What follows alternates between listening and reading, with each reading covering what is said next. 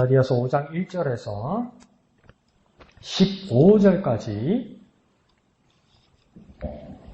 5장 1절에서 15절까지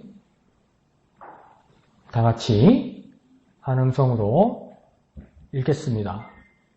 시작. 그리스도께서 우리를 자유롭게 하려고 자유를 주셨으니 그러므로 굳건하게 서서 다시는 종의 멍에를 매지 말라. 보라, 나 바울은 너희에게 말하노니 너희가 만일 할례를 받으면 그리스도께서 너희에게 아무 유익이 없으리라. 내가 할례를 받는 각 사람에게 다시 증언하노니 그는 율법 전체를 행할 의무를 가진 자라. 율법 안에서 의롭다함을 얻으려 하는 너희는 그리스도에게서 끊어지고 은혜에서 떨어진 자로다. 우리가 성령으로 믿음을 따라 의의 소망을 기다리노니 그리스도 예수 안에서는 할례나 무할례나 혈육이 없으되 사랑으로서 역사하는 믿음 뿐이니라. 너희가 다름질을 잘하더니 누가 너희를 막아 진리를 순종하지 못하게 하더냐. 그 권면은 너희를 부르신 이에게서 난 것이 아니니라. 적은 누리기 온 땅위에 퍼지느니라. 나는 너희가 아무 다른 마음을 품지 아니할 줄을 주 안에서 확신하노라. 그러나 너희를 요동하게 하는 자는 누구든지 심판을 받으리라. 형제들아, 내가 지금까지 할례를 전한다면 어찌하여 지금까지 박해를 받으리요? 그리하였으면 십자가의 걸림돌이 제거되었으리니 너희를 어지럽게 하는 자들은 스스로 베어버리기를 원하노라. 형제들아, 너희가 자유를 위하여 부르심을 입었으나 그러나 그 자유로 육체의 기회를 삼지 말고 오직 사랑으로 서로 종노릇하라. 온 율법은 내 이웃 사랑하기를 내 자신같이 하라 하신 한 말씀에서 이루어졌나니 만일 서로 물고 먹으며 피차 멸망할까 조심하라. 아멘.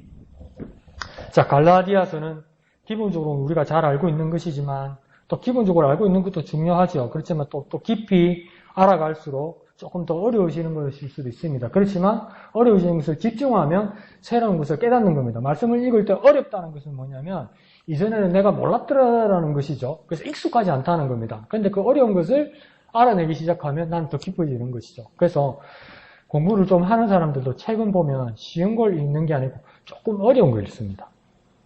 그래서 100% 이해 못하더라도 내가 몰랐던 것을 이렇게 더 해가는 거죠. 자꾸 쉬운 거 찾으면 잘못하다가 더 밑으로 이래 됩니다. 우리는 나이가 먹으니까 복잡한 게 더 싫어져 가거든요. 그렇지만 그러면 수준이 조금씩 더 떨어지는 거예요. 그래서 그 한국 교회의 가장 큰 목회자들의 딜레마가 뭐냐면 그 듣는 사람이 원하는 게 있어요. 그리고 또 전하는 자가 전해드리고 싶은 게 있어요. 근데 그 차이가 커지면 그게 이제 상당히 갈등이 많이 생기죠. 그래서 어떤 분들은 막 웃기고 재밌고 이러면 좋다고 그러고 막 어떤 사람은 아무것도 정신 못 차리다 그냥 귀에 안 들어오다가 뭡니까 내가 심금을 울리는 거라면 한바탕 울고 나서 은혜 받았다 그러고 그러면 그렇게 좋은 말씀을 해주시면 감사하긴 한데 그 하나님 앞에서 전하는 자가 또 부담스러워지는 거죠. 그러니까 갈라디아서는 전체적으로는 여러분 잘 알고 있습니다. 뭡니까 그리스도의 복음을 받았던 사람들이 어떤 다른 거짓 가르침을 가지고 온 사람들이 그러니까 율법대로 살아야 구원받는 거다. 그리스도만으로는 안 된다 이런데 그렇게 생각하는데 바울이 갈라디아 교회를 처음에 교회를 그렇게 세웠는데 다른 데로 넘어가는 게 지금 너무 안타까운 겁니다. 그 방향을 지금 이야기하는 것이죠. 자, 그래서 오늘 1절을 보면 자유라는 말씀이 두 번으로 이렇게 강조됩니다. 근데 1절을 잘 보면 뭐냐면 무엇하기 위해서 자유롭기 위해서는 무엇이 필요하다고 이야기하는 것 같습니까? 자유롭기 위해서는 자유가 필요하다고 이야기하는 것 같습니다. 그래서 이 자유를 주기 위해서 그리스도께서 직접 우리에게 자유를 주셨고 그리스도께서 우리에게 직접 자유를 주셨기 때문에 그 자유를 받은 사람은 어떻게 되겠습니까? 자유롭게 된다 이것입니다. 내가 자유롭게 되기 위해서는 자유가 필요하고 그 자유를 주실 수 있는 분은 그리스도고 그리스도께서 우리에게 자유를 주셨기 때문에 나는 어떻게 되는 겁니까? 자유롭게 되었다는 겁니다. 그러면 여태 그리스도를 알기 전에는 1절 끝에 우리는 어떤 상태였다고 이야기합니까? 종의 멍에를 맨 상태였다 그렇게 말하는 겁니다. 그러면 그리스도께서는 우리를 어디에서부터 자유롭게 하시려고요? 종의 멍에로부터 자유롭게 하시려고 무엇을 주신 것입니까? 자유를 주신 것입니다. 그러니까 자유는 누구만 주실 수 있는 겁니까? 예수 그리스도만이 우리에게 자유를 주실 수 있고 예수 그리스도의 자유만이 우리를 자유롭게 하는데 어디로부터 자유롭게 되는 겁니까? 종의 멍에로부터 자유롭게 되는 것이라고 이야기합니다. 그런데 바울이 지금 한탄하는 건 뭐냐면 그렇게 그리스도께서 우리를 종의 멍에로부터 자유롭게 하기 위해서 자유를 주셨는데 어찌 다시 종의 멍에를 매려는 사람이 있느냐 이 말입니다. 그리스도께서 그 종의 멍에를 우리에게 있는 종의 멍에를 우리가 쥐고 있는 종의 멍에를 그리스도께서 자유를 주시면서 우리를 자유롭게 깨워주셨는데 그 깨진 멍에를 수리하는 인간들이 있더라는 거예요. 그 수리가 어디다 쓰려고? 다시 짊어지려고. 그리스도가 깨워버린 것을. 그러면 그 수리해서 다시 종의 멍에를 쓰는 사람은 바울이 지금 뭐라고 이야기합니까? 그리스도인이 아니다 이렇게 말하는 거예요. 어떻게 그리스도인이냐? 그리스도인이 아니다. 그러면 나는 어떤 사람이 되어야 됩니까? 그리스도가 주신 자유로 나는 자유롭게 되었다는 것을 결코 잊어서는 안 되고 이 믿음은 결코 흔들려서는 안 됩니다. 한번 해볼까요? 그리스도가 주신 자유로 나는 자유롭게 되었다. 그리스도가 주신 자유로 나는 자유롭게 되었다. 여기서 결코 잊어서는 안 되고 종의 멍에를 다시 매서는 안 된다는 겁니다. 만약 그걸 다시 메고 거기로 돌아가면 그리스도인이 아니다고 이야기하는 거예요. 자, 그런데 2절에서 할례를 받는다는 것은 무슨 말을 이야기하는 거냐면 할례를 받음으로 어느 정도 갖는 유익을 말하는 정도가 아니라 그 상징성과 고백을 가지게 되는데 할례를 받는 사람은 나는 어떤 사람이라고 이야기하는 거냐면 나는 율법주의자다. 그렇게 선언하는 것과 같다는 겁니다. 나는 율법주의자라고 말하는 사람은 어떤 사람이냐? 자신도 모르게 그리스도께서 나에게 아무 유익이 없다 그렇게 표현하는 거하고 똑같다고 2절 끝에도 그렇게 이야기하고 있는 겁니다. 내가 율법주의자가 되면 그리스도께서는 나에게 아무 유익이 없다. 이 말은 뭡니까? 그리스도는 나에게 아무 효력이 없다는 겁니다. 그런데 처음에 주님을 만났을 때는 그 뜨겁고 놀라고 기쁘고 감격스러움이 막 날 주체할 수가 없었어요. 그런데 신앙에 좋은 말로 신앙이 이력이 생기고 오래 하다 보니까 기도도 한 100개 하면 한두 개가 응답을 받은 것 같은데 이게 하나님이 해준 건가? 저절로 된 건가? 누가 도와준 건가? 이렇게 막 그런 생각도 들고 그러니까 예수만 갖고는 안 되는 거구나 세상에. 배가 고프면 쌀이 없으면 쌀떡을 잡고 주님 역사하여 주옵소서 이러는 게 아니고 쌀이 없으면 동사무소 앞에 가서 엎어지야 하면 쌀이라도 생기지. 주여 쌀이 없습니다. 그게 되는 게 아니고 이렇게 막 유능해지다 보면 어떤 일까지 생기냐면 그리스도는 나에게 유익이 없다고 생각할 수 있다는 겁니다. 그리스도는 그리스도고 그리스도는 나에게 하나의 장신구고 나의 하나의 액세서리고 가치 있는 액세서리고 나는 내 자신의 유익을 위해서 다른 것이 필요하다고 말하는 사람들. 그런 사람은 그리스도도 있고 율법도 있거나 세상의 방식도 있는 것이 아니라 뭡니까? 그리스도는 내게 아무 유익이 없다고 말하는 것하고 똑같다고 이야기하는 겁니다. 그러니까 더 쉽게 한번 말해볼까요? 여기는 할례를 가지고 이야기하지만 우리 마음 한구석에 예수만으로는 못 산다. 처음엔 그랬는데 살다 보니까 예수만 갖고는 못 산다. 이게 막 우리 마음에 시험 들고 지치고 힘들 때 마음속에서 후루룩 올라오죠. 차마 말은 못 하는데 후루룩 올라올 때가 있다고요. 어떻게 예수만 갖고 삽니까? 안 되는 것 같거든. 생명의 양식만 먹고 삽니까? 그럼 영양실조 걸려 죽지. 밥을 먹어야 살지. 막 이런 생각이 들고 그게 막 용서주지 올라온다는 거예요. 근데 바울은 다른 에서 오늘 뭐라고 이야기하냐면 율법주의와 그리스도가 같이 공존할 수 없다고 이야기하는 겁니다. 너희가 율법주의에 섰으면 그리스도는 너희에게 아무런 상관이 없다. 다시 말하면 너희가 세상의 방식으로 살아간다면 그리스도의 방식으로 살지 않는다는 것을 너희가 증거하는 거다. 너희 삶이.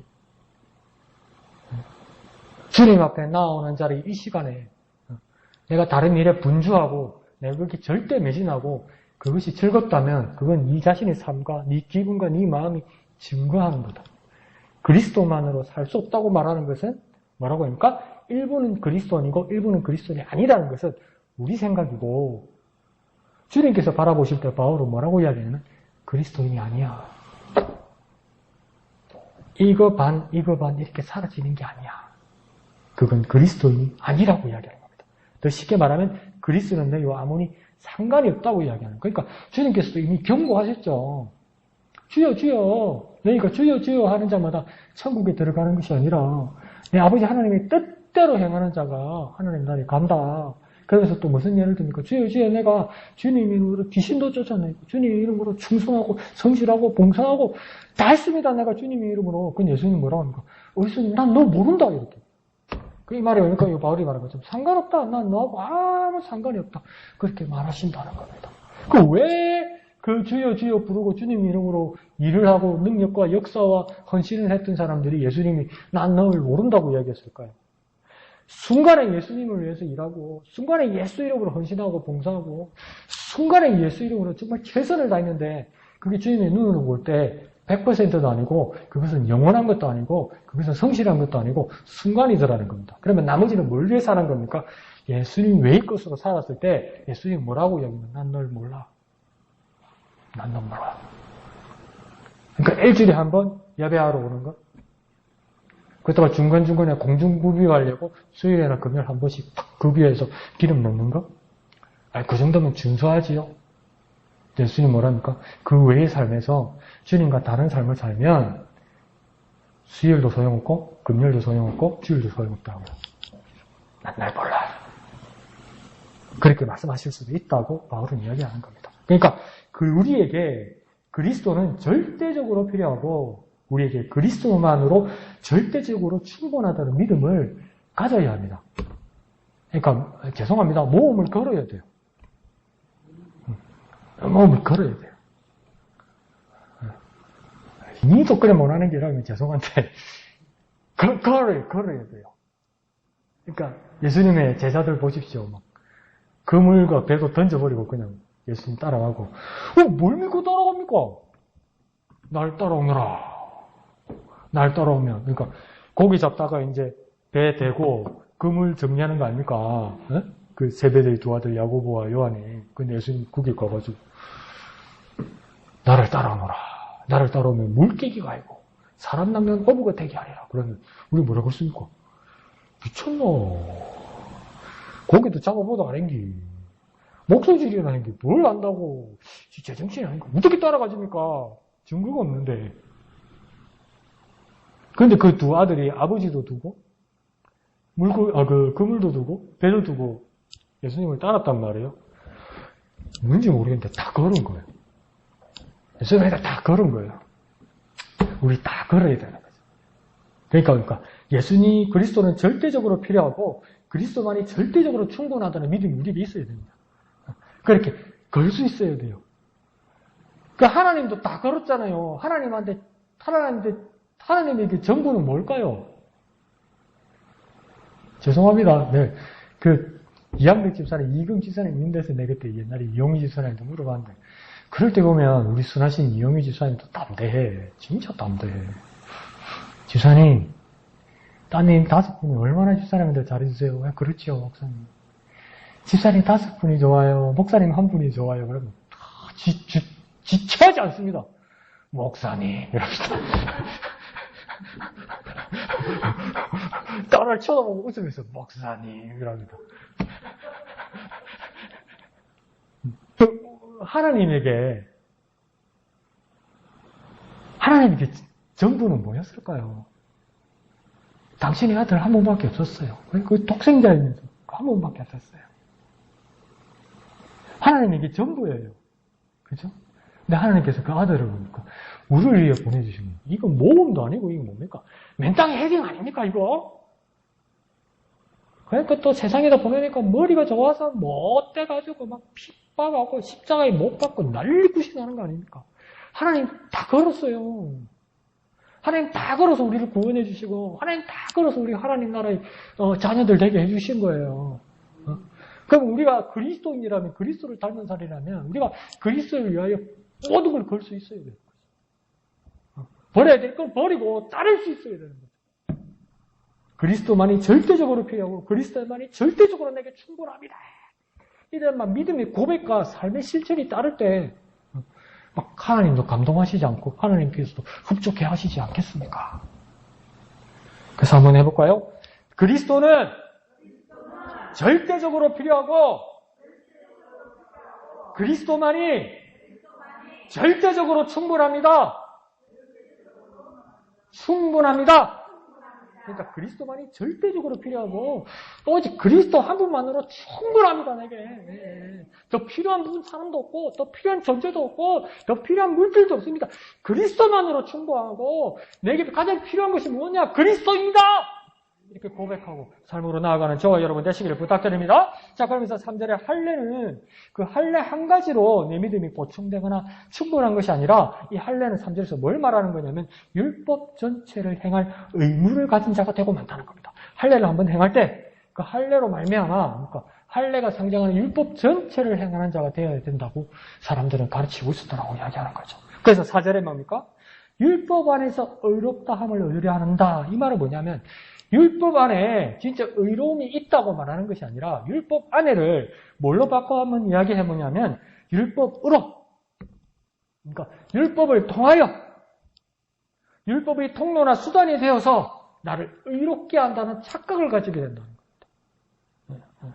그런데 그 결과는 어떻게 된다고 4절에서 이야기합니까? 그리스도에게서 끊어지고 은혜에서 떨어진다고 이야기하는 거예요. 율법으로 율법 안에서 율법을 통하여 율법으로 말미암아 내가 의롭게 되는 비결이 있다고 거기로 돌아가면 어떤 현상이 정확하게 어떤 결과가 정확하게 내 앞에 뚝 떨어지냐면 그리스도 안에서 떨어지는 것, 그리스도 안에서 끊어지는 게 나타날 거라는 거예요. 이거 뭘 말하는 겁니까? 우리 삶의 문제와 우리 상황 앞으로의 경로에 기해서 우리 미래에 대해서 우리 지금 현실에 대해서 뭘 말하는 겁니까? 오직 그리스도밖에 없다고 이야기하는 겁니다. 아주 심플하고 아주 간단하게 주님께서 오셔서 보여주시고 정리해 주셨는데 뭔가 인간들을 복잡하게 만든다는 거예요. 그거 말고 뭐가 있다고 이야기한다는 거예요. 뭘 더 해야 된다고 이야기하는 거예요. 제가 농담같이 이야기하잖아요. 제일 음식을 잘하는 사람들은 많이 안 넣잖아요. 그 이야기도 들었어요. 보고국도 뭡니까? 보통 가면 아무 말 안 하면 저 윗집하고요 보고국도 그냥 시키면요 고추장 큰 것을 풀은 벌건 보국국을 줘요. 근데 여기 바닷가가 많은 지역은 볶국 하나 주소 그러면 뭡니까? 맑은 국을 끓여요. 고춧가루 안 넣고요. 그러니까 더 실력 있는 것은 뭡니까? 많이 안 넣는 거죠. 근데 음식 본연의 맛을 내게 하는 거죠. 근데 그러니까 오직 예수 그리스도밖에라고 이야기하는데 여기다가 미원 넣고 다시다 넣고 만나 넣고 소금도 뭡니까? 맛소금 넣고 간장도 뭡니까? 있더라 이상한 이름 있더라 뭘 넣고 이러고 있어. 이러면 집에서 키우는 개도 못 먹고 해난대요. 그러니까 그리스도 오직 그리스도밖에 없다고 명확하게 보여주시는데 이것도 해야 되고 저것도 해야 되고 이것도 넣어야 되고 저것도 해야 되고 이러는 거예요. 그러면 뭡니까? 그리스도에게서 끊어진다고 이야기한다고 합니다. 그리스도에게서 끊어진다는 말은 무엇입니까? 그리스도와 상관없는 사람이 된다는 겁니다. 말하자면 그리스도인이 더 이상 아니라는 겁니다. 그리스도인 아니라는 겁니다. 그리스도에게서 끊어졌으니까 그리스도와 상관이 없으니까 당신은 더 이상 그리스도인이 아니라고 이야기하는 겁니다. 그러니 바울이 그 앞에서도 뭐라고 얘기했습니까? 어찌 복음으로 시작해서 율법으로 마치려 하느냐. 어떻게 성령으로 시작해서 육체로 마치려 하느냐. 성령으로 은혜 받은 자가 어떻게 세상에 사는 육체의 삶으로 망가지려고 하냐는 거예요. 그러니까 바울이 기가 막히는 거죠. 그러니까 바울 성격과 내 성격은 수준 차이가 많이 납니다. 저는 그렇게 하면 그런 사람 앞으로 안 봅니다. 안 보면 그만이지. 또. 저는 그래요. 근데 바울은 뭡니까? 다시 지난 수요일에 봤듯이 다시 해산하는 수고를 하겠다고 이야기하는 거예요. 못된 인간들인데 목사복은 참 많아. 갈라디아 교인들도. 그죠? 지질이 뭘 안 그런데, 담임 목사님 복음 많아. 그런 거죠. 자, 그러면서 5절에 그러므로 바른 이치는 뭐라고 5절에서 이야기하고 있습니까? 성령으로 믿음을 따라 의의 소망을 기다린다. 이렇게 이야기합니다. 이게 참 일리 있고 훌륭한 말씀인데 이걸 한번 잘 풀어봅시다. 끝에서부터 보면 처음에는 뭐라고 합니까? 성령으로 믿음을 따라 의의 소망을 기다린다 했는데 끝에서부터 보면 소망은 율법으로부터 나오는 것이 아니라 성령으로 나오는 거죠. 성령은 누굴 증거하기 위해서 이 세상에 오신 것입니까? 예수 그리스도요. 예수 그리스도를 증거하는 일이 없으면 성령은 우리에게 오실 필요도 없고 이 세상에 오시지도 않았다는 겁니다. 그래서 예수님께서 뭐라고 이야기했습니까? 내가 내 아버지께 고하겠으니 보혜사 성령이 너에게 오실 것이라고 이야기했잖아요. 근데 내가는 누굽니까? 나 예수가 아버지 하나님께 성령을 구해서 너에게 오게 하겠다고 이야기했잖아요. 그러면 내게 오신 성령은 누구의 이름으로? 예수의 이름으로 누구로부터 왔다는 겁니까? 아버지 하나님으로부터 왔다는 겁니다. 그러니까 우리의 소망이 성령에 있다는 것은 무엇입니까? 예수 이름을 증거하는 성령이 내게 계실 때 참 소망이 있다고 말하는 거죠. 그러면 이건 뭡니까? 인간의 공로가 아니라 그리스도를 믿음을 따라가는 겁니다. 인간의 공로가 따라가 아니라 그리스도를 믿음으로 따라. 그때 성령께서 역사하셔서 우리에게 참 소망을 주신다 이 말입니다. 그러니까 오직 그리스도 안에 있을 때 나타나는 일, 성령의 역사가 나타나는 일이라고 이야기하는 겁니다. 그러니까 율법이 아니라 성령으로 우리의 공로가 아니라 그리스도를 믿음으로 이 역사, 이 소망이 일어난다는 겁니다. 우리의 참 소망은 율법이 아니라 성령으로 우리의 공로가 아니라 그리스도를 믿음으로 오는 겁니다. 한번 해볼까요? 참 소망은 율법이 아니라 성령으로 참 소망은 우리 공로가 아니라 그리스도를 믿음으로 우리의 참 소망은 율법이 아니라 성령으로 우리의 참 소망은 우리의 공로가 아니라 오직 그리스도를 믿음으로 참 소망이 살아난다는 것을 잊지 않고 오직 그리스도를 붙드는 저와 여러분 되시기를 부탁드립니다. 그래서 바울은 6절에서 단언합니다. 단호하게 말합니다. 그리스도 예수 안에는 할례나 무할례나 아무 효력이 없다. 할례한다고 더해지는 것도 아니고 할례 안 한다고 또 깎아지는 것도 아니고 율법이 있으나 없으나 율법을 지키나 안 지키나 그 여부로 의롭게 되거나 불의할 일은 없다는 겁니다. 이것 가지고 뭐가 정해지는 거 아니라는 겁니다. 그러면서 뭐라고 6절에서 얘기합니까? 오직 사랑으로서 역사하는 믿음뿐이다. 사랑으로 역사하는 믿음뿐이다. 근데 이걸 줄을 잘 쳤는데 한번 잘 생각해 보십시오. 그럼 이건 뭐지? 사랑으로 역사하는 믿음뿐이라고? 이건 뭐지? 타인에게 선의를 베푸면 이렇게 되는 건가요? 타인에게 잘하고 선을 베푸고 구제하고 이러면 이렇게 되는 건가요? 예수를 오래 믿다 보면요, 교회생활을 오래 하고요, 직분을 가지다 보면 이상하게 우리 마음이 이렇게 이상한 방향으로 흘러갈 때가 있어요. 예수 믿는 사람 착한 사람이지 예수 믿는 사람 나쁜 사람 아니지. 그러니까 교회 다니는 사람, 예수 이름 가진 사람은 남에게 선의를 베풀고 남을 구제하고 남을 돕고 남에게 해코지 않으면 그걸로 하나님이 자녀 천국 간다는 게 증거가 될 거예요. 맞습니까? 아니 그러다 보니까 교회 생활도 오래 하고 믿음 생활도 오래 했는데 헌금을 안 하고 어디 법인에다가 기부를 한다는 거예요. 어떤 사람들은 막 주일날 아침 예배만 반짝하고 어디 자원봉사를 나간다는 거예요. 어디 고아원 양로원 가서 막 도와주고 일을 한다는 거예요. 하나님이 기뻐하신다는 거예요. 그걸 목사한테 이야기하는데 야, 니 잘못됐다 그러면 목사님 이적이 되랄까 해서 내가 말을 못 했는데 그게 사랑으로서 역사하는 믿음입니까? 오늘 6절에서 바울이 말하는 사랑으로 역사하는 믿음입니까? 6절을 한번 잘 보십시오. 6절의 주어, 주체가 어디서부터 시작됩니까? 6절 가운데 사랑으로서 역사하는 믿음이라고 끝에 얘기했지만 무엇으로부터 사랑으로 역사하는 믿음입니까? 6절 시작할 때 그리스도 예수 안에서 사랑으로 역사하는 믿음뿐이라고 이야기하잖아요. 그러니까 그리스도가 없는 사랑, 그리스도가 없는 선의, 그리스도가 없는 구제, 이건요 그리스도인과는 관계없습니다. 여러분. 죄송하지만요 관계없어요. 죄송하지만 예수님 모른다고 그러실 수도 있어요. 어머, 그렇나? 아니, 바울은 그렇게 이야기해요. 그리스도로 의롭게 된 사람은 그리스도의 사랑으로 순종하는 믿음의 모습을 보인다는 것이 이게 바로 뜻입니다. 그리스도로 의롭게 된 사람. 그 의롭게 된 사람이 그리스도의 사랑으로 순종하는 믿음을 보일 때. 그러니까 이 말은 뭡니까? 오직 그리스도 안에서 역사하는 믿음뿐입니다. 그게 사랑이라는 겁니다. 오직 그리스도 안에서 역사하는 믿음입니다. 당신도 믿음이 있고, 당신도 신뢰가 있고, 당신도 의리가 있고, 그러니까 같은 믿음의 종류니까 이건 당신의 사랑입니다. 아니요! 오직 그리스도 안에 있는 역사는 믿음을 통한 사랑이라고요. 그러니까 이 가장 중요한 말은 뭡니까? 오직 그리스도 안에 있을 때입니다. 오직 그리스도 안에 있을 때입니다, 여러분. 그러니까 이거 가장 중요한 말은 뭡니까? 예수 없으면요, 아무것도 아닙니다. 죄송합니다. 예수 없이 행하는 것 정말 의미 없습니다. 그러니까 고린도전서 13장에서도 뭡니까? 울리는 징과 같고 꽹과리와 같다는 거예요. 소리는 난다. 땡. 사라져요. 그리스도 안에 있는 사랑 안에 있을 때, 그리스도에서 행하는 믿음 안에 있을 때 그것이 참 산업이 된다는 겁니다. 가장 중요한 건 뭡니까? 오직 그리스도 안에.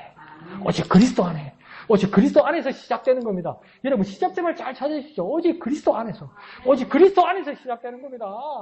그리스도 안에서 사는 삶을 살아가는 저와 여러분 되시기를 부탁드립니다. 자, 7절로부터는 그리스도를 믿음을 통한 우리의 믿음을 흔드는 수많은 방해들, 그 수많은 방해들을 지금 나열하고 있습니다. 그래서 무엇으로 비유하냐면 부지런히 다름질하는, 달리기 하는 믿음의 경주를 하고 있는데 그 길을 막아 진리를 순종하지 못하게 하는 세력들이 있다는 겁니다. 달리기를 하는데 그 길을 막는 사람들이 있다는 겁니다. 그 옛날에 흑백 시절에 한번 봤는데 그게 올림픽이든지 어디 마라톤이든지 마라톤 경기인데 마지막 그 42.195 마지막이면 스테디움에 다시 돌아와서 한 바퀴 돌고 이렇게 골이 나는 거잖아요.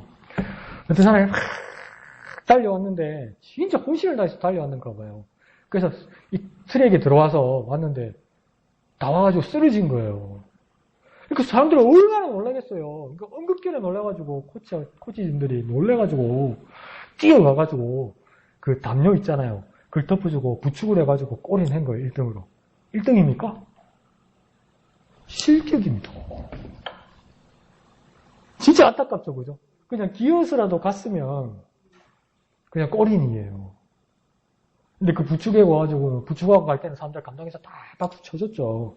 환호했죠. 근데 뭡니까? 실격됐습니다. 그처럼 우리가 믿음의 경주를 하는데 믿음을 따라 경주를 하는데 하나님 주신 법과 원칙을 따라 경주하고 있는데 막 도와준다고 옆에서 자꾸 뭘 더 해야 되고 뭘 넣어야 되고 뭘 입어야 되고 뭘 마셔야 되고 죄송합니다. 자꾸 겐세이가 들어오는 거예요. 자꾸 겐세이가 들어오는 거예요. 그거 받아들이면 뭡니까? 실격입니다, 여러분. 근데 우리가 믿음의 경주를 할 때 별의별 소리가 다 들린다는 거예요. 이거 해야 된다, 요거 해야 된다, 이 길로 가야 된다, 안 그러면 뭘 더 해야 된다, 어디를 가서 알아봐야 된다, 막 그런다는 거예요. 근데 그 당시에 갈라디아 교회에는 어떤 방해들이 있었습니까? 어떤 도움을 주는 유혹들이 있었습니까? 율법이 필요하다고. 그리스도만으로는 안 된다고. 율법이 필요하다고 그 진리를 막아서면서 막 부추기고 막아서는 사람들이 있었더라는 겁니다. 근데 그걸 갈라디아 교인들이 받아들이면 뭡니까? 실격인 거예요. 아무리 이래 지나와도 뭡니까? 그건 꼴인이 아닌 거예요.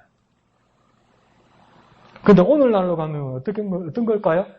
예수 그리스도만으로는 안 되고 예수 그리스도도 필요하고 또 다른 도덕, 윤리, 종교, 사회관, 인문학적 소용들을 잘 섞어 넣어서 의로운 사람이 되어야만 대접받는다. 그렇게 가르치더라는 겁니다. 세련되고 멋지게 살아야 된다고 이야기하더라는 겁니다. 그렇게 우리 믿음으로 가는 길을 누가 막아서서 일장 연설을 하거나 간섭을 하거나 요청을 하거나 강요하더라는 겁니다. 얼마나 그런 모습들이 많이 있습니까? 멋진 교회가 되어야 된다.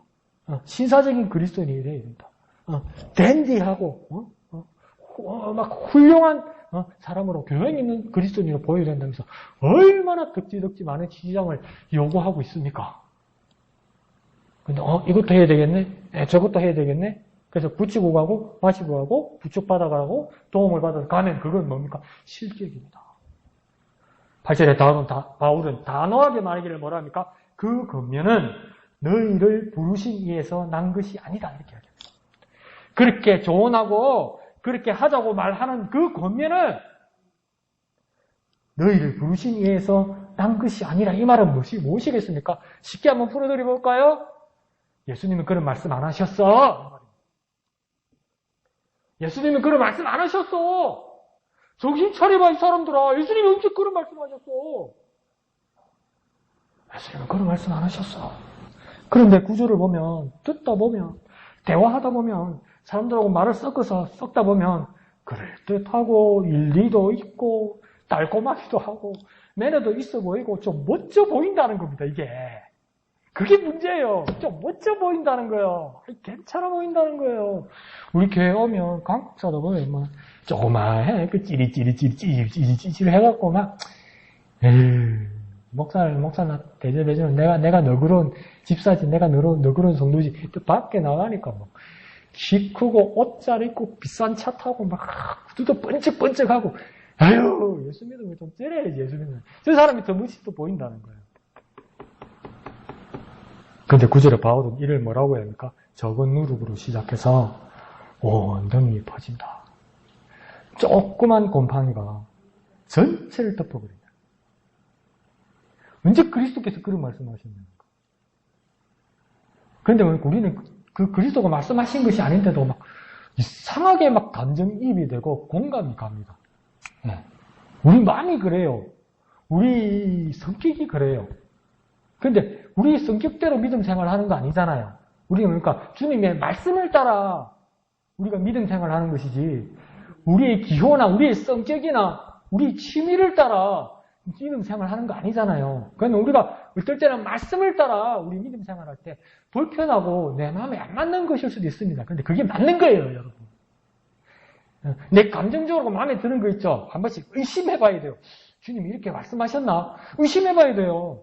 근데 말씀을 덮어버리면, 말씀을 모르면, 말씀을 확인하지 않으면 그쪽으로 간다니까요. 그게 뭡니까? 적은 누룩, 작은 곰팡이로 시작해서 온 전체를 덮어버린다고 이야기하는 겁니다. 적은 누룩, 작은 곰팡이, 그 가르침을 허용하지 말아야 돼요.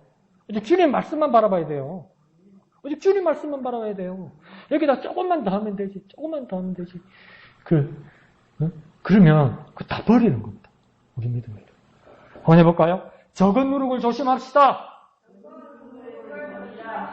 작은 곰팡이를 조심합시다. 오직 주님의 말씀입니다. 오직 주님의 말씀입니다. 주님의 말씀만 바라봐야 되는 거예요. 주님의 말씀. 그래서 그 말씀을 따르는 저와 여러분 되시길 부탁드립니다. 그래서 11절, 12절 말씀이 보면 무슨 말씀인지 조금 이해를 하면 이 말씀의 결론이 잘 날 수 있을 것 같습니다. 먼저 11절을 보면 뭐라고 말하냐면, 형제들아, 내가 지금까지 할례를 전한다면 어찌하여 지금까지 박해를 받으리요? 그리하였으면 십자가의 걸림돌이 제거되었으리니. 야, 진짜 말 진짜 어렵다, 이게. 무누태로 쓰니까 이 말이 어렵다. 자, 한번 설명을 드려볼게요. 이게 무슨 말이냐면, 형제들아, 자, 갈라디아 교인들아, 지금 유혹받고 있는 율법주의에 가까마까 발을 들이대는 갈라디아 교인들아, 내 형제들아, 정신 한번 차려서 잘 들어봐라. 자, 내가 지금까지 할례를 전한다면, 이 말은 뭐냐면, 나 바울이 이전 그리스도를 모를 때 유대인으로서 율법을 지켜야 한다는 그 할례를 내가 아직도 전하고 있다면, 그것을 포기하지 않고 아직도 그리스도인이면서도 할례를 받아야 되는 율법주의자가 되어야 된다고 내가 그렇게 가르치고 있다면, 자, 어찌하여 지금까지 박해를 받으리요? 그러면 나는 환영받지, 박해받지 않아, 이 말입니다. 내가 타협해서 오직 그리스도만이 아니라 그리스도 플러스 율법을 이야기한다면 내가 뭐 한다고 핍박받고 박해받고 욕먹을 거냐, 이 말입니다. 나도 내 살 길을 안다는 거예요. 근데 여러분, 저와 여러분의 생각에는 산술적으로 이야기하면 오직 그리스도 하나보다는 그리스도 위에 한두 개를 더 얹으면 괜찮아 보이잖아요. 내가 한 개 좋은 것을 가지는 것 더불어, 그래서 보니까 덤으로 주잖아요. 이성이 봐도. 덤으로 받으면 기분 좋잖아요.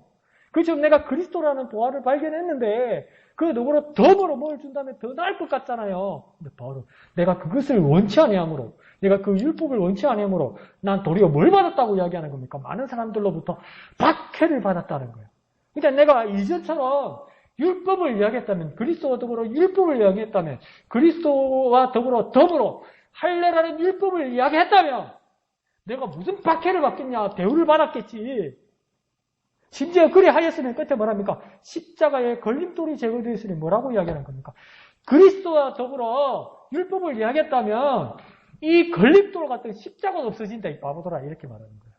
내가 그리스도를 잘했는데 그리스도와 더불어 저 사람들하고 똑같이 율법도 지켜야 된다면, 율법도 지키고 그리스도라고 이야기한다면 십자가는 뭐라고요? 걸림돌이라고요. 그러면 바울이 뭘 말하는 겁니까? 그게 무슨 사도냐? 그게 무슨 그리스도냐?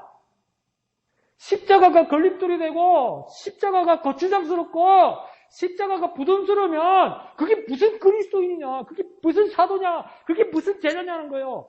저와 여러분이 양심을 한번 때려봐야 되는 거, 오늘. 처음 주님 만났을 때 그렇게 감격했고 그 십자가의 비참한 모습이 내게 은혜가 되었는데 이제는 뭔가 상스럽더라는 거죠, 십자가가.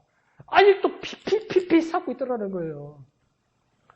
아직도 고통 이러고 있더라는 거예요. 이번에 뉴스 보셨습니까? 아프가니스탄에 여성들이 막 시위하고 이러니까 채찍을 해주려고 맞은 그 자리 보여주니까 그러니까 몇 대 맞았는데 이렇게 부풀어 오르잖아요. 네? 막 등이. 그 다른 거 날카로운 걸 다른 것도 아니고 가죽 채찍인데도 이렇게 막 부풀어 오르잖아요. 근데 주님께서 막 낫덩어리, 막 생선뼈, 막 이런 거 막 걸리는 그 채찍을 맞아가지고 막 살이 터지고 안에 혈관이 터지고 질질 흐르는 거. 이제 신사적인 그리스도인데 그런 거 좀 하지 말자. 혹시 그런 거 있지 않습니까? 그거는 옛날에 예수 믿을 때 내가 다 해결된 거고 더 이상 십자가는 이야기하지 말고 내가 잘 먹고 잘 살고 행복하고 건강하고 영광스러운 모습만 이야기하자. 혹시 그렇게 이야기하면서 십자가가 너희들에게 이제는 걸림돌이 된 것이 아니냐? 말 뭐라고 합니까? 그게 무슨 그리스도인이냐? 십자가를 잊어버리고 십자가가 부담스러운 사람들이, 십자가가 막 징그러운 사람들이 그게 무슨 그리스도인이냐? 너희들이 벌써 그렇게 변했다, 이렇게 이야기하는 거죠. 우리 가슴을 칠 일이죠. 우리도 혹시 그러고 있지 않습니까? 예수 믿으면 구원받습니다. 예수 믿으면 천당 갑니다. 예수 믿으세요. 그게 옳은 말이고 바른 말인데 그 이야기, 좋은 말 이야기, 입에 혀에 정말 설탕과 같은 사탕과 같은 이야기만 전하면서 그리스도께서 당신을 위하여 피 흘리고 고통받고 죽으셨다는 그 비참한 이야기를 빼야 마음이 안심되고 있지 않습니까? 바울은 이야기합니다. 그게 무슨 그리스도인이냐? 그게 무슨 그리스도인이냐? 12절에 너희를 어지럽게 하는 자들은 스스로 베어버리기를 원하노라. 이 말은 뭐냐면 할례를 비껴서 이야기하는 거예요. 할례는 뭡니까? 포피를 이렇게 잘라버리는 거잖아요. 그와 마찬가지로 어지럽게 하는 저 율법주의자들, 불순주의자들 할례처럼 스스로 베어버려라. 너희가 그들과 관계를 너희는 끊어버리라고 이야기하는 겁니다. 자, 그러면 13절에 자유를 위하여 부르심을 입은 우리가 그 자유를 육체의 기회로 삼지 말라 이렇게 합니다. 이건 아주 쉬운 말씀입니다. 자유를 위하여 부르심을 입은 우리가 그 자유를 육체의 기회로 삼지 말라. 이게 무슨 말이냐면 율법을 통해 죄를 깨달아서 그 정로로 닫은 우리가 이제 자유하게 되었는데 누구로 통해 자유를 하게 되었습니까? 그리스도로 인해 자유하게 된 겁니다. 그러면 어디로부터 자유하게 된 겁니까? 죄에서, 율법에서, 사망에서 그리스도로 말미암아 자유한 자가 된 겁니다. 그러면 더 이상 우리는 죄로, 율법의 사슬로, 사망의 그늘로 가지 않는다는 겁니다. 그것들과 관계가 없다는 겁니다. 그래서 뭡니까? 자유한다는 겁니다. 그런데 그리스도로 말미암아 그 모든 것으로부터 자유하게 되었는데 도리어 너희가 자유하려는 방향이 이상해졌다는 겁니다. 어디로부터 자유하려고 이야기합니까? 복음으로부터, 그리스도로부터 자유하고 육체의 자리로, 사망의 자리로 다시 돌아간다는 겁니다. 개가 토한 자리로 다시 돌아가서 확인하는 것처럼 너희가 그러고 있지 않냐는 겁니다. 그리스도께서 너희를 위하여 죽으심으로 자유케 하시려고 너희에게 자유를 주셔서 더 이상 종의 먹이를 매지 않게 하셨는데 너희가 누리는 그 자유를 가지고 그리스도로부터 떠나서 다시 다시 그 자리로 돌아가려고 하고 있다는 거예요. 육체의 길로 삼고 있다는 거예요. 사망의 길로 삼고 있다는 거예요. 그리스도께 주신 구원, 그리스도께서 주신 자유, 그리스도께 주신 기쁨, 그리스도께 주신 이 놀라운 생명, 이 영생을 가지고 세상을 가지고 나아가고 있더라는 거예요. 나는 예수 부르고 있는데 예수님 돈 주세요. 예수님 행복 주세요. 예수님 저거 열어주세요. 그러고 있더라는 거예요. 정말 내가 가슴을 칠 일이에요. 내가 그러고 있더라는 거지. 11절로 다시 말하는 겁니까? 그게 무슨 그리스도인이냐? 그러면서 이 자유는 뭐라고 해야 합니까? 그리스도 안에서 종노릇하는 것이다. 종노릇하는 거라고 이거요 조금 더 이해하게 한번 바꿔봅시다. 이 종노릇 대신에 뭐라고 이야기하면 되냐면 섬기는 자리. 섬기는 자리. 우리가 스스로 섬기는 자리. 어디에 매여서 할 수 없이 살아가는 종노릇하는 자리가 아니라 뭡니까? 자원 안에서 섬기는 자리. 그것이 진정한 그리스도의 자유자가 되는 것이라는 겁니다. 그래서 뭡니까? 그리스도 안에서 사랑으로 종노릇한다? 아니, 그리스도 안에서 사랑으로 스스로 섬기는 자가 된다. 그래서 뭡니까? 육체의 기회로 가는 것이 아니라는 것이죠. 그리스도에게로 가는 자리라는 것이죠. 자, 그래서 15절에 보니까 서로 물고 먹어서 피차에 멸망하지 하지 말고 14절에서는 뭐라고 이야기합니까? 이웃 사랑하기를 나 자신처럼 사랑해서 그 율법의 막막한 요구를 완성시키라는 겁니다. 자, 이웃을 내 자신같이 사랑하라는 말은 예수님께서 제일 처음에 하신 말씀이 아닙니다. 여러분 성경을 잘 보면 레위기 18장 19절에 정확하게 나옵니다. 내 이웃 사랑하기를 내 부모같이 사랑하라고 이야기합니다. 그런데 이것을 율법으로 정해주셨는데 그렇게 해야 되는 당위성은 알게 되는데 그게 안 되더라는 거죠. 근데 그 완전을 누가 이루셨다는 겁니까? 그리스도께서 이루셨는데 이웃 사랑하기를 내 몸과 같이 사랑할 정도가 아니라 예수님 더하여 뭐라고 합니까? 내 원수까지 사랑하라고 이야기합니다. 그래서 그리스도께서 완벽하게 이루어 놓으셨다는 겁니다. 그러니 그리스도의 사랑으로 그렇게 하라는 겁니다. 나로서는 할 수 없다는 겁니다. 당위성으로 이미 레위기에서 말씀하신 것처럼 이웃을 내 몸처럼 사랑하라고 했는데 해야 되는 건 알겠는데 안 되더라는 겁니다. 할 수 없더라는 겁니다. 그런데 그리스도께서 오셔서 완성하시고 자기에게 삿대질하고 자기의 십자가에 못 박은 사람을 향하여 하나님 앞에 중보기도하면서 용서해달라고 원수를 위하여 기도하고 그 자리에 서 있더라는 겁니다. 그러니 우리는 어떻게 이웃을 사랑하고 타인들을 사랑할 수 있습니까? 내가 수양해서요? 내가 노력해서요? 내가 잘 배워서요? 내가 부모에게 잘 물려받아서요? 그거 아니라고 이야기하는 거예요. 무엇으로요? 그리스도의 사랑으로 사랑할 수 있다는 거예요. 그리스도께서 이뤄놓으신 사랑으로 사랑할 수 있다는 거예요. 그리스도의 꽃으로 사랑할 수 있다는 거예요. 그러니 뭡니까? 오직 그리스도가 없으면 우리는 아무것도 할 수 없고 아무것도 아니고 그리스도에게서 끊어진 사람이 된다는 거예요. 오직 그리스도의 것으로 그리스도를 위하여 그리스도에 의해서 완성하신 그리스도의 것으로 서로 사랑하고 섬기는 저와 여러분이 되어야 합니다.